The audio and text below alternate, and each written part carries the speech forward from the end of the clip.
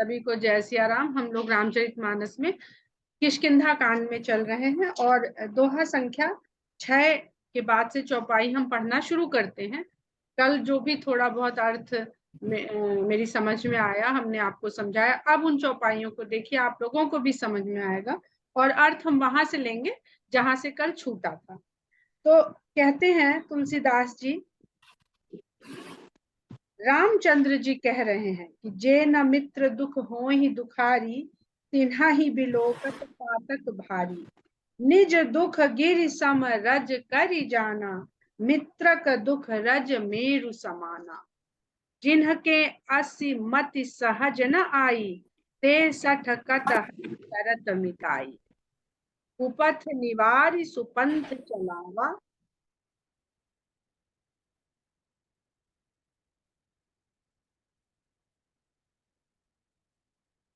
कुपथ निवारी सुपंथ चलावा। गुण प्रगटे अब गुणन ही दुरावा।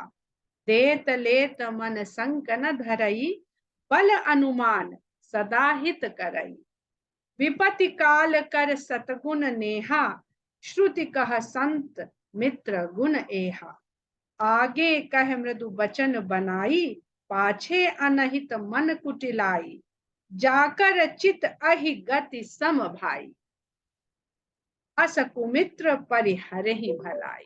जिस मित्र की बुद्धि की गति ऐसी सर्प की चाल के समान हो, ऐसे कुमित्र को त्याग देने में ही भलाई है। सेवक सठ नृप कृपण कुनारी, कपटी मित्र सूल समचारी। ये चार व्यक्ति के जीवन में शूल के समान होते हैं, यानी कभी ना कभी वो आपको चुभेंगे अवश्य। सखा सोच त्यागहु बल मोरे, सखा सोच त्यागहु बल मोरे। सब विधि घटब काज मैं तोरे। रामचंद्र जी सुग्रीव, अब ये बताइए इसमें कोई ऐसी चौपाई है जो किसी को समझ में ना आई हो? कोई ऐसी चौपाई नहीं जो समझ में ना आई हो। तो कह रहे हैं रामचंद्र जी सुग्रीव से कि सखा सोच त्यागहु बल मोरे, मेरे बल को मानकर तुम अपना सोच त्याग दो। सब विधि घटब काज मैं तोरे, मैं तुम्हारे कार्यों को हर प्रकार से घटाऊंगा, कम करूंगा, दूर करूंगा। कह सुग्रीव सुनहु रघुबीरा, बाली महाबल अति रणधीरा। अब रामचंद्र जी का काम क्या रहा है वनवास काल में, या विश्वामित्र के साथ जब गए थे, जो उनका इंटर्नशिप पीरियड था, उन्होंने सबके आत्मविश्वास और आत्मबल को बढ़ाया है। यही काम है रामचंद्र जी का। जो दुनिया को, संसार को लिखता है कि राम मदद मांग रहे हैं, अपनी पत्नी को खोजने के लिए वानरों से मदद मांग रहे हैं, कितने असहाय होंगे राम।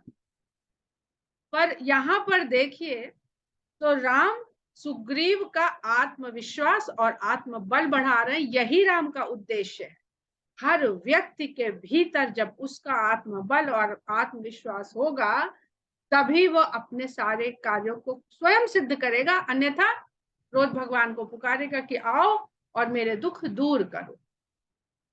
उन्होंने सब चीज के साथ मनुष्य को यहाँ भेजा है, पर अपने ही दोषों और कमियों के कारण उससे विस्मृत हो जाता है। पर और तो छोड़िए, सुग्रीव के जो सबसे निकट और सबसे हितैषी, जो सब किष्किंधा छोड़ के उनके साथ छुप के बैठे हुए हैं, हनुमान जी, उनको भी अपना बल विस्मृत है। तो जब हनुमान को अपना बल विस्मृत है, तो जिसको सुग्रीव को बाली ने इस तरह से पछाड़ा है, दुत्कारा है, उसको अपने बल का कहाँ बोध होगा। बहुत ध्यान से सुनने के, ये आपको भक्ति का बल और शक्ति का बल, दोनों बल को किस प्रकार प्राप्त किया जा सकता है, ये किष्किंधा कांड का रहस्य। तो सुग्रीव कहता है कि बहुत राम ने उसको समझाया, तब भी कहता है कि हे रघुवीर, हे रणधीर। दो शब्द प्रयोग कर रहा है, दोनों में वीरोचित भाव है राम का। रघुवीर, रघुवंशियों में वीर, और रणधीर, जो युद्ध भूमि में जिनका धीरज कभी ना छूटे। वीरता तो बहुतों में होती है, धीरता कम लोगों में होती है। और जिनमें धीरता है वीरता नहीं है, तो वो धीरता नहीं है दरअसल में, वो तो जो कहते हैं ना मजबूरी का नाम, कि भाई धीरज करे बैठे हैं। पर राम रघुवीर भी हैं और रणधीर भी। कहता है कि आपको बाली के बल का पता नहीं है, आइए मैं दिखाता हूं आपको कि बाली कितना बलशाली है। जाते हैं और दुदुम्भी के अस्थि को, पंजर को जो वहां पड़ा हुआ है उसे दिखाते हैं सुग्रीव जी राम को। और दिखाते हैं, देखिए इतना विशाल काय, तो इसका अस्थि है, इसका शीश देखिए, खोपड़ी जो पड़ी हुई है वो कितनी विशाल है। ये जब जीवित अवस्था में था, भैंसे का दुदुम्भी कहते हैं, भैंसे वो उसका शरीर था, तो उसको जीवित अवस्था में जब वो बल से था, तब उसने बाली ने इसको घुमा के हाथों से अपनी भुजाओं के बल से उठा के जाने कई योजन दूर फेंक दिया था। पटक के सिर उसका पटका मारा, सिर से उसके प्राण गए, और फिर उछाल के उसने दूर फेंका था। और ताड़ के वृक्ष दिखाए, ये देखिए 7 ताड़ के वृक्ष हैं, इनको वो अपनी भुजाओं से हिलाता है तो 7 ताड़ों के पत्ते गिरा देता है। अब 7 ही ताड़ क्यों है और दुदुम्बी का शीश का ही क्यों है, ये बहुत समझने वाली बात है।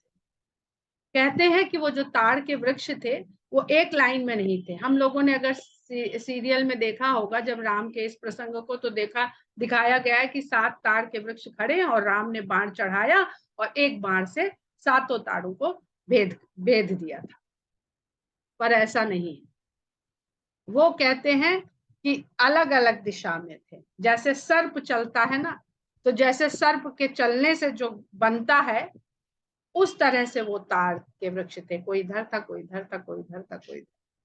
तो ऐसी कथा है कि एक सर्प को ऋषि ने श्राप दे दिया था और वो वहीं पर निर्जीव हो गया था। उसी के निर्जीव शरीर के ऊपर ये 7 ताड़ के वृक्ष उगे थे।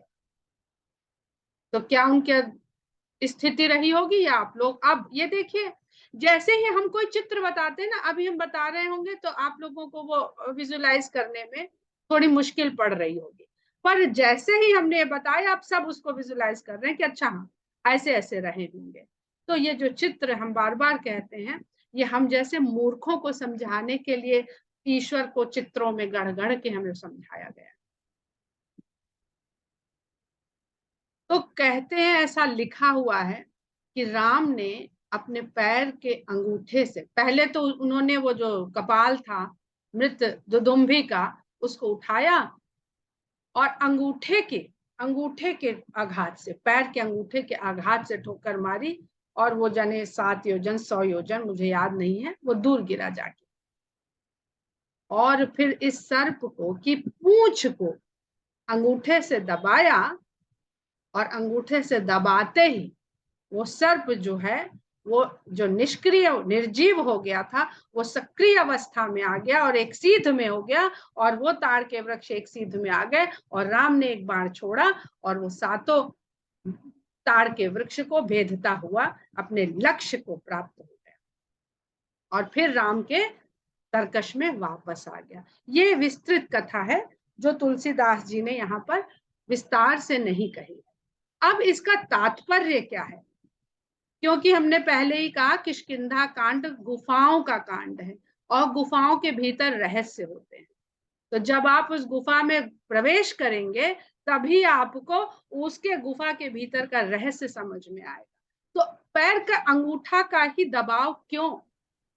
तो यहाँ पर गोस्वामी तुलसीदास जी यौगिक अवस्था के द्वारा परमात्मा से जुड़ने और परमात्मा को जानने की कथा कहते हैं। हम सभी जानते हैं, जिसको हम लोग कहते हैं मणि और जिसको हम लोग कहते हैं नाग। ये वास्तव में हमने पहले के सेशन में ये बताया हुआ है कि मणि का प्रकाश, हम लोग उत्तरकांड में पढ़े ना कि दीपक को जलने के लिए बाती की, घी की, अग्नि की और एक पात्र की जरूरत है, पर मणि स्वयं से प्रकाशित होती है। वो एक बार प्रकाशित हो गई तो उसको बाहर के किसी अवयव की आवश्यकता नहीं है प्रकाशमान होने के लिए। तो ये नाग हमारी स्पाइन है और इसके 7 चक्र होते हैं। इन चक्रों में जो सहस्त्रार चक्र में जब हमारी हमको वहां तक जब पहुंच जाता है व्यक्ति का यौगिक क्रियाओं के द्वारा, तो जो उसको प्रकाश की, ज्ञान रूपी प्रकाश की प्राप्ति होती है, वही मणि। वो किसी हवा से, किसी आंधी तूफान से बुझती नहीं है, क्योंकि वो स्वयं प्रकाश है। दीपक भी ज्ञान का प्रतीक है, पर दीपक रूपी ज्ञान के बुझने के बहुत सारे डर होते हैं। उसे हर चीज से डर है। तेल खत्म हो जाएगा तो बुझ जाएगा, हवा चल जाएगी तो बुझ जाएगा, फूंक मार देगा तो बुझ जाएगा, और ऑक्सीजन नहीं रह जाएगी, यानी प्राण नहीं, वायु नहीं रह जाएगी तो बुझ जाएगा। पर मणि का जो प्रकाश है, उसको, उसके बुझने का कोई डर नहीं होता, वो बिरलों को प्राप्त होता है। तो यहाँ पर इस कथा के द्वारा तुलसीदास जी अब राम की कृपा से, राम ने अपने अंगूठे से दबाया तो पूंछ, जिसको हम लोग टेल बोन कहते हैं, यही उस सर्प की पूंछ है, जब उसको दबाया, और हम, और कभी आप पढ़िए जो यौगिक क्रियाओं के लिए लिखा हुआ है, तो जो हमारी स्पाइन होती है उसमें अलग अलग जो इंगला और पिंगला चलती हैं साइड में, तो वो ऐसे ऐसे ऐसे, एक बार दाएं एक बार, जो आप लोगों ने चित्र देखा होगा ना, ऐसे हड्डी बनी और उसमें ऐसे करके जो मेडिकल का साइन होता है, दरअसल वो इसी का साइन है, हमारे यहाँ वेदों में वर्णित है वो। और वो ऐसे ऐसे करके स्क्रॉल करता हुआ जाता है, 2 सर्प होते हैं, वो ऊपर जाके ऐसे गुथ जाते हैं। तो ये इंगला और पिंगला में जाते हुए हमारे नर्वस सिस्टम के सारे पॉइंट हैं। एक बार दाएं होगा तो एक बार बाएं होगा, इधर एक बार बाएं हो गया तो फिर दाएं होगा। और जो इनफाइनाइट का साइन है, वो देखिए तो वो भी ऐसा ही है, पर वो वर्टिकल ना होके इस तरह से। जब हम वहां पहुंच जाते हैं, तब सहस्त्रार चक्र के बाद हम अनंत में प्रवेश कर जाते हैं, और अनंत का साइन भी ऐसा ही है, पर अनंत में भी हम जाके उस लूप में भटक जाता है जीव, और वहीं चक्कर लगाता रह जाता है। तो ईश्वर जो है इसके भी परे, जीव फंस जाता है वहां पर, लूप, लूप से निकलना वो मोक्ष है। अनंत को जान लिया, पर उस जानने के लूप से मुक्ति ये मोक्ष है, तब जाके वो ईश्वर के उसमें विलीन हो जाता, फिर कुछ नहीं रह जाता, फिर सब कुछ हो जाता है। वही कुछ नहीं है और वही सब कुछ है। यही अवस्था है ईश्वर की और ब्रह्म की, जो हमको समझना ही बहुत मुश्किल है, विजुलाइज करना बहुत मुश्किल है। तो जब राम ऐसा करते हैं, तो इस प्रकार ताड़ के वृक्ष का भेद, आप राम के शरण में जाइए। अंगूठा कहाँ है? उनके चरणों में है। उनके चरणों, जिसको भी देखिए वो राम चरण, सब, किसी का ध्यान उनकी मुखाकृति पे है ही नहीं। हम लोग मंदिर जाते हैं, पहला ध्यान मुखाकृति पे, आहा हा, क्या सुंदर विग्रह है, क्या सुंदर मूर्ति, मन मोह ली। अरे हम आंखों में आंखें डाल रहे हैं, हमारी सामर्थ्य नहीं है और हम आंखों में आंखें डालते हैं। बहुत गूढ़ है किष्किंधा कांड, हमें पता नहीं हम कितने दिन में एक एक चौपाई से आगे बढ़ जाएंगे। अगर अधिक देर हो तो आप लोग बता दीजिएगा, हम आगे बढ़ते रहेंगे चौपाइयों में। और यही वो जो कपाल है, जब हम यहाँ से पहुंचते हैं तो ये कपाल होता है जो बड़ा भारी होता है, पर राम कृपा हो जाए तो ये ऐसा हल्का हो जाता है। योजनों की यात्रा ये कैसे कर जाता है हमें पता नहीं। यही 2 उदाहरण क्यों लेते हैं। आगे बढ़ते हैं, अब आप बाकी का चिंतन मंथन आप लोग करिएगा। दुंदुभि अस्थिताल दिखराए, बिनु प्रयास रघुनाथ ढाए। सब कुछ कह दिया तुलसीदास जी ने, बिनु प्रयास रघुनाथ ढाए। देखी अमित बल बाढ़ी प्रीति, ऐसा अमित बल जब सुग्रीव ने देख लिया तो उसका प्रेम और बढ़ गया। आहा, क्या मित्र मिला है मुझे। बाली बधब भय इन भय पड़ती थी, उसको विश्वास हो गया कि ये बाली का वध कर देंगे। अब उसके, उसकी क्या बनी नियत, बाली का वध कर देंगे। जो राम जैसा सब कुछ, जिसके लिए सब कुछ संभव, उसकी शरण में जाकर के उसका बल देख कर भी उसकी जो कामना बन रही है, इच्छा बन रही है कि बाली का वध हो जाएगा, मेरा सब अच्छा हो जाएगा। मेरे जो सांसारिक, मतलब संसार नहीं छूटता, राम सामने और दिखा रहे हैं सब कुछ, पर उसकी क्या इच्छा है, क्या मांगता है, जो सोच रहा है, भगवान के सामने भगवान बल दिखा रहे हैं, तो जो चाहेगा वो हो जाएगा। तो जो उसने सोचा कि बाली बधब इन भई पड़ती थी, तो बाली का वध किया। भगवान थोड़ी बाली का वध करने आए, वो जीव चाहता है कि बाली का वध हो, तो बाली का वध हो गया उसके लिए। बार बार नावई पद सीसा, प्रभु ही जान मन हरस गपीसा। वो बार बार भगवान के चरणों में शीश नवाने लगा और प्रभु को जान कर मन हर्षित हो गया। उपजा ज्ञान बचन तब बोला, नाथ कृपा मन भयउ अलो। भगवान की संगत है, भगवान ने बल भी दिखा दिया, साक्षात भगवान उसे सब कुछ दिखा रहे हैं। मतलब भगवान खड़े हैं और अपने को सिद्ध कर रहे हैं कि देख लो भैया, मैं ईश्वर हूं, मेरी ये सामर्थ्य है। जीव को पता नहीं चलता, वो कहता प्रमाण दो तब मैं मानूंगा, तो प्रमाण भी दे रहे हैं। और ऐसे राम को हम लोग सोचते हैं कि अरे इनको तो सहायता लेनी पड़ रही है, तो सहायता वो ले नहीं रहे हैं, सहायता वो कर रहे हैं। उपजा ज्ञान बचन तब बोला, नाथ कृपा मन भयउ अलोला।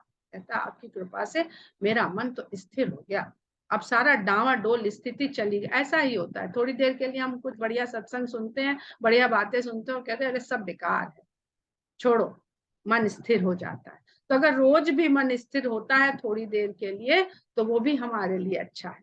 तो ऐसा ही सुग्रीव को भी भाग गया उसका जो भय था, और मन में स्थिरता आ गई भगवान की संगत से और भगवान की शक्ति और कृपा को देख करके कि मेरे साथ हैं। सुख संपत्ति परिवार बढ़ाई, सब परिहरि करम करी हूं से बुकाई। कहता है कि अब तो मेरे मन से सब कुछ समझ में आ गया कि आप ही आप हो, तो ये जो सुख संपत्ति परिवार और ये जो बढ़ाई है, प्रशंसा पाने के लिए आदमी संसार में भटकता रहता है, ये सब कुछ मैं त्याग के बस अब आपकी सेवा करूंगा। तो ए सब राम भगति के बाधक, क्योंकि यह सब ही आपकी भक्ति के बाधक हैं। कहाँ ही संत तब पद अवराधक, ऐसा आपकी पद की चरणों की आराधना करने वाले सभी संत लोग ऐसा कहते हैं। शत्रु मित्र सुख दुख जग माही, माया कृत परमारथ नाई। ज्ञान बहुत जल्दी हो जाता है, पर होने के बाद छूटता भी उतनी तेजी से। जितनी तेजी से ज्ञान आता है उतनी तेजी से छूट भी जाता है। अभी ये सेशन खत्म होगा, बैठेंगे और तुरंत किचन और ये वो सब में लग जाएंगे। तो कहते हैं कि शत्रु मित्र सुख दुख ये सब संसार में जो मिलता है, ये सब माया के रचे हुए हैं, परमार्थ नहीं है, ये वास्तविक सत्यता नहीं है। उसको बोध हो गया। बाली परम हित जासु प्रसादा, मिले हूँ राम तुम समन विषादा। कहता है कि बाली तो मेरे लिए परम हितकारी हो गया, जिसके फल स्वरूप आप मुझे मिल गए। अगर मुझे बाली सताता नहीं और मैं यहाँ छुप के पड़ा नहीं होता, तो भला आप मुझे कैसे मिलते। मिले हूँ राम तुम समन विषाद, आप मेरे सभी विषादों को समाप्त करने के लिए आप मुझे मिले हैं। सपने जय सन होई लड़ाई, जागे समुझत मन सच्चाई। अब जब राम सामने है तो शत्रुता का भाव समाप्त हो जाएगा। तो कह रहा है कि अब अगर स्वप्न में भी मुझे बाली से लड़ाई होगी, तो जगने पर मेरे मन में संकोच होगा कि मैं सपने में इससे क्यों लड़ा। वैर भाव खत्म हो गया। ये भगवान के निकटता का फल होता है। द्वेष भावना समाप्त हो जाती। क्यों? क्योंकि उसने कहा वो ऐसा नहीं करता तो मुझे आप नहीं मिलते। अब प्रभु कृपा करऊं यही भांति, सब तज भजन करऊं दिन राति। अब तो आप मेरे ऊपर बस इतनी कृपा करिए कि ये जो छूटा है मुझसे, ये सब सुख दुख परिवार बड़ाई, ये सबका जो मोह छूट गया है, ये सब छूटा रहे और ये सब त्याग करके मैं बस आपका दिन रात भजन करूं।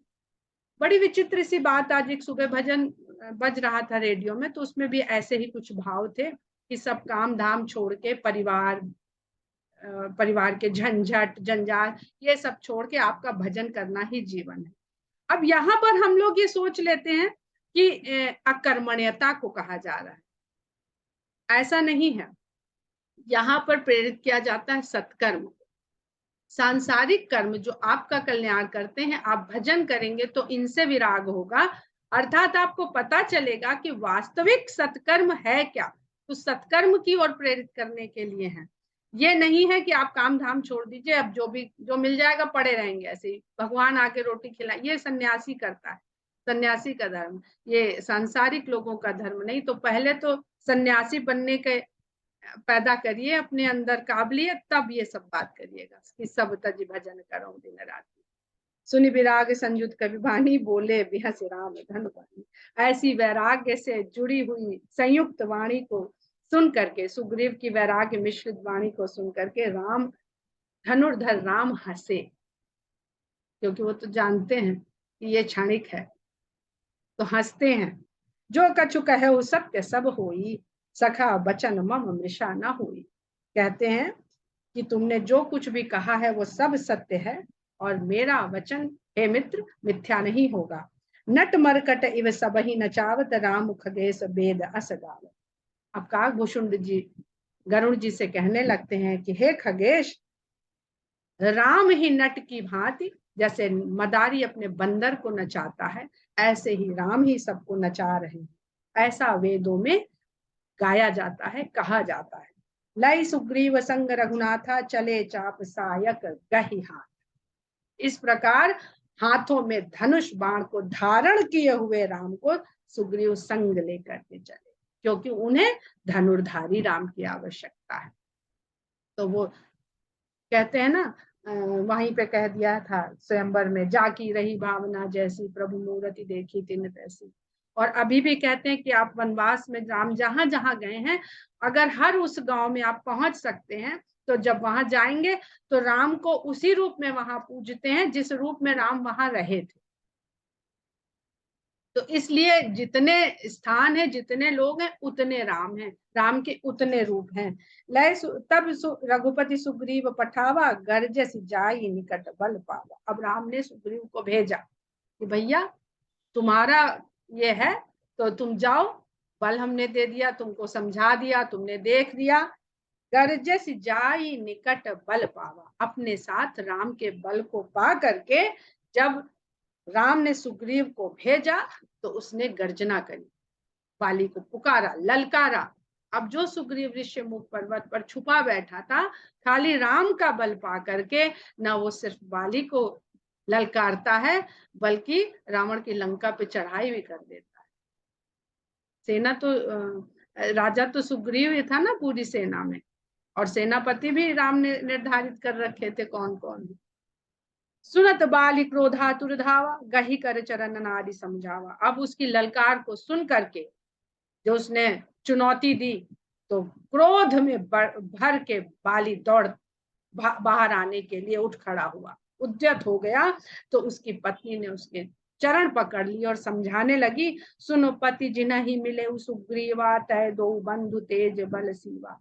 हे स्वामी, सुग्रीव को जो मिल गए हैं दो भाई, वो बल की सीमा है। जहां तक बल को आप सोच सकते हैं, तेज और बल को, वो वहीं उन्हीं पे जाके समाप्त होती है। कौशले से सुत लक्ष्मण रामा, कालहु जीत सकहि संग्रामा।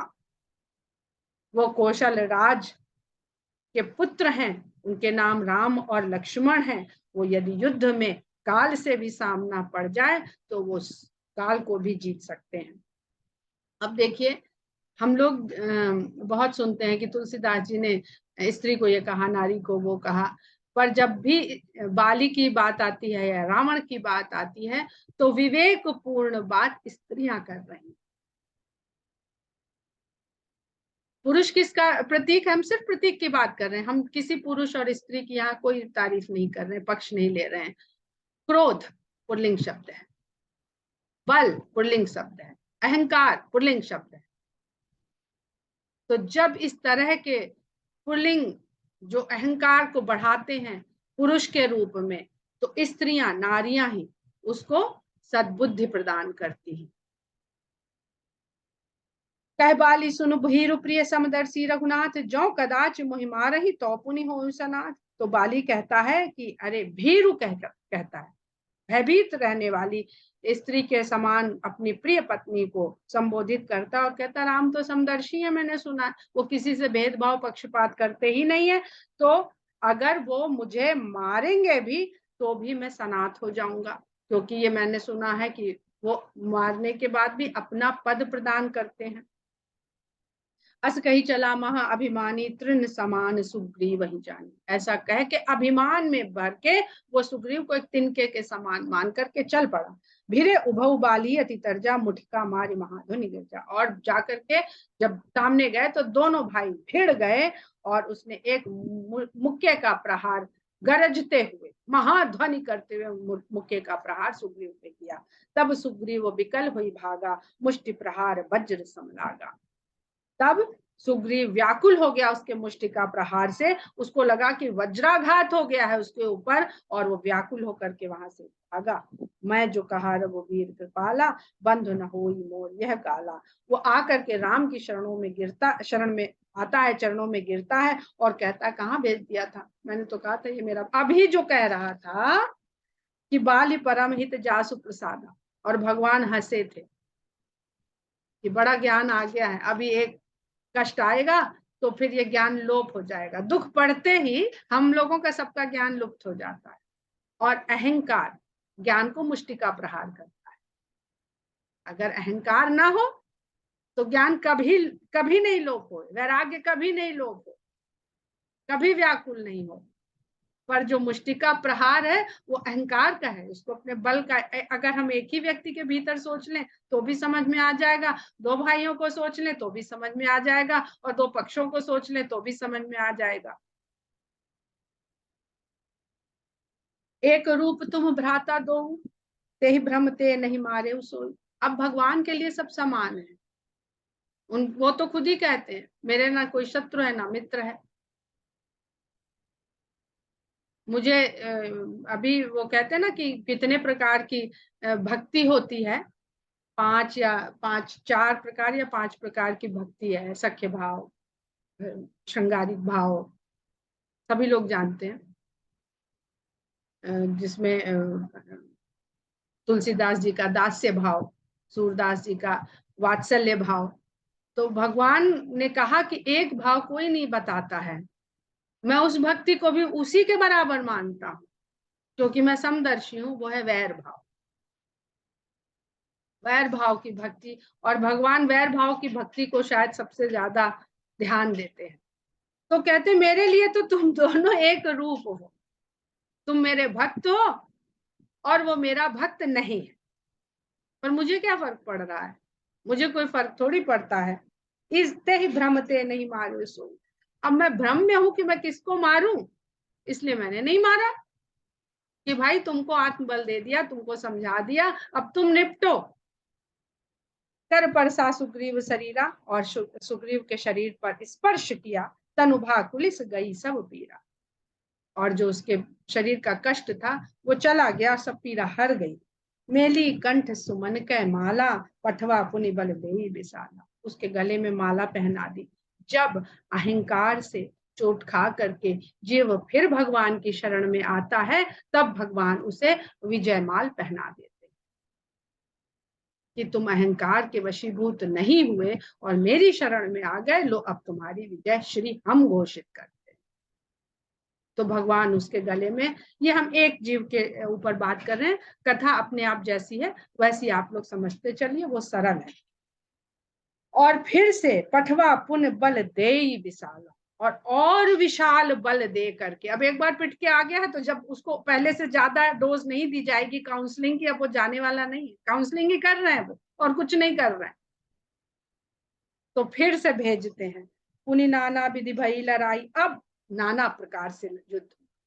इसमें अगर आप लोग और अध्ययन करिए तो रामचंद्र जी ने सुग्रीव को बहुत सारी द्वंद्व युद्ध की कलाएं सिखाई थी। वो चाहते थे कि ये खुद ही अपने बल का प्रयोग करके अपने कष्टों को दूर करे। तुलसीदास जी क्योंकि भक्त भाव से लिखते हैं तो वो सब यहाँ पर विस्तार में नहीं लिखते हैं, वो जानते हैं, वो मानते हैं। तो पुनि नाना विधि भई लड़ाई, अब बहुत प्रकार से दोनों के बीच में युद्ध हुआ। और बिटप ओट देख ही रघुराई, वृक्ष की ओट से राम देख रहे। बिटप ओट, वो तो छुपे हुए सब कुछ सब जगह देख रहे हैं। बहु छल बल सुग्रीव कर ही हारा भयमान, सुग्रीव ने जितने भी गुण उसको आए युद्ध के वो सब उसने लगा लिए, लेकिन हारा कहां से, ही हारा भयमान। भय आपके हृदय से आपका फिर आत्मविश्वास तोड़ देता है। शरीर से लड़ रहा है, लेकिन जहां मन में भय आया कि अब मैं नहीं, अगला दांव में इसका नहीं पछाड़ पाऊंगा, और भय आया और हृदय से हार गया। तो हम सब लोग कहते हैं बचपन से कि मन के हारे हारे मन के जीते जीते। तो जो हृदय से हार गया वो हार गया। पर भगवान का शरणागत है तो मारा बाली राम तब हृदय मान। जब भगवान ने देखा कि अब ये अपना कल्याण स्वयं नहीं कर पाएगा और पूर्ण रूपेण ये मेरा शरणागत है, तब उन्होंने धनुष पे तीर चढ़ा करके और मारा बाली राम तब हृदय माझ सरगा, तान करके बाण को बाली के हृदय में मार दिया। यहाँ पर एक कथा और आप लोगों को जानने की बहुत आवश्यकता है कि बाली को यह वरदान था कि जो भी उसके साथ युद्ध करने उसके सामने आएगा उसका आधा बल बाली को मिल जाएगा। अब यहाँ पे बहुत बड़े मनोवैज्ञानिक कारण है, यहाँ मनोविज्ञान के बहुत ज्ञाता लोग उपस्थित हैं जो उसके अच्छे से विवेचना कर सकते हैं। आप मनोवैज्ञानिक रूप से पहले ही उससे हार जाते हैं तो आधा बल तो आपका चला गया। जो लक्ष्मण जी ने परशुराम जी के साथ किया था ना, उनके बल को घटाया था क्रोध दिला दिला के। क्रोध से बल क्षीण होता है और भय से क्षीण होता है। तो यहाँ सुग्रीव का भय से क्षीण हो गया और वहां परशुराम का क्रोध से बल क्षीण कर रहे थे लक्ष्मण। मनोवैज्ञानिक रूप से अगर आपने जान लिया कि मेरा आधा बल तो इसका चला जाएगा, आप चाहे जितना बल लगा लो, हमने कल समझा दी थी ये बात। तो जो ईश्वर है और बाली है आतताई अत्याचार अहंकारी, ईश्वर उस व्यक्ति के उस जीव के सामने कभी नहीं आएगा। जो आतताई है अत्याचारी है आएगा भी, पर अपना बल उसे प्रदान नहीं करेगा। ये ईश्वर का बल पाने का कौन सुपात्र है, ये कथा सिर्फ ये बता। सुग्रीव को उन्होंने हर तरह से बल दिया, मानसिक बल दिया, शारीरिक बल दिया, आत्मिक बल दिया और आत्मविश्वास भी बढ़ाया, पर बाली के सामने नहीं आए। अत्याचारी को वो किसी प्रकार का बल नहीं देते हैं। तो मारा बाली राम तब हृदय माझ सरकान। यहीं पर हम लोग विराम करते हैं और बहुत बहुत ही ज्ञानवर्धक प्रसंग है, उनका हम लोग आगे विवरण करेंगे। कल मंगलवार है, आप लोग खूब चिंतन मंथन करिए और इन विषयों पर अपने आप अपनी तरफ से आप लोग कुछ अपने विचार लेकर के आइए। जैसे